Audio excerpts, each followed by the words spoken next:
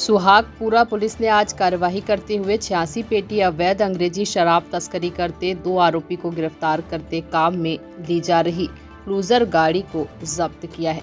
थाना अधिकारी इंद्रजीत परमार ने बताया कि जिला पुलिस अधीक्षक अनिल कुमार बेनीवाल के निर्देशानुसार शराब तस्करी की रोकथाम एवं लोकल एवं स्पेशल एक्ट अभियान के तहत थानाधिकारी थाना सुहागपुरा के द्वारा टीम का गठन किया गया।